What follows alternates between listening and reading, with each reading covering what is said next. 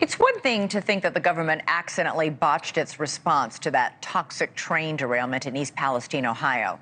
It's another thing altogether to learn that the government may have purposely deceived residents about health concerns stemming from that huge toxic plume of smoke. New documents exclusively provided to NewsNation show that FEMA, the Biden White House, and other federal agencies knew that there could be carcinogens in the air and chose to stay quiet about it, even avoiding residents who were asking for help and pleading for answers.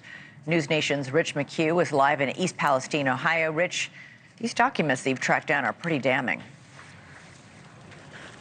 Yeah, it's really shocking, honestly, to read through these hundreds of pages of these FEMA emails, these internal emails, because on the one hand, Elizabeth, it affirms everything that these residents have been saying since day one. They have legitimate health concerns and they're sick.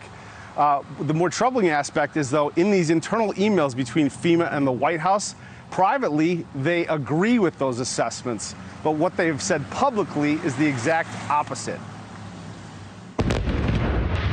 After officials burned 5 tankers, 116,000 gallons of toxic vinyl chloride over East Palestine.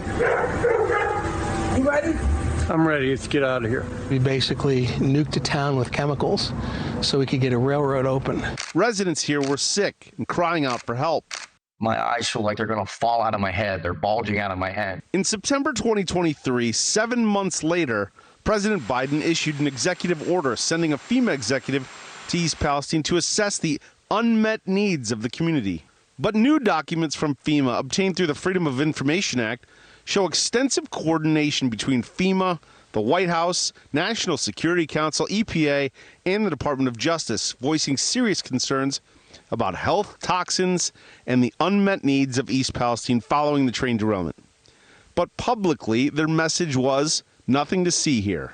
It showed that FEMA knew healthcare was the #1 issue. Leslie Pacey is an investigator with the Government Accountability Project. They sued to get these documents when FEMA refused to turn them over. They also knew that they called this plume a really toxic plume. They knew that there would be the potential for cancer clusters. The agency noted the occurrence of a cancer cluster in East Palestine is not zero and expressed the need for a, quote, tripwire to identify cancer clusters. It was only discussed internally, and it actually was discussed all the way up to the White House. There's White House officials and National Security Council officials discussing the dangers of the cancer cluster potential and the health issues, and discussing whether or not to release the unmet needs report to the public and to the media. They never released the unmet needs report to the public or the media, and the FEMA coordinator sent here by Biden wouldn't meet with residents. A lot of us emailed and called that person and never got through. Eventually there was something said he didn't need our anecdotal reports. He was nicknamed by residents as the Ghost of October because they were expecting him to be there in October, but never could get a hold of him. Now we know why. This email reveals that the FEMA coordinator was told not to engage with residents. Residents here say it's criminal negligence. How does that make you feel?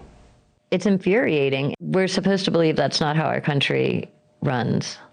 And I'm starting to see that that's how our country has always run.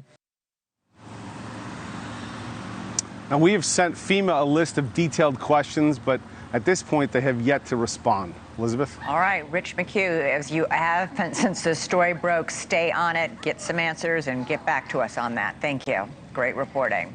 Thank you for watching. Subscribe below and download our NewsNation app right now on your phone, and you will get fact-based, unbiased news for all Americans.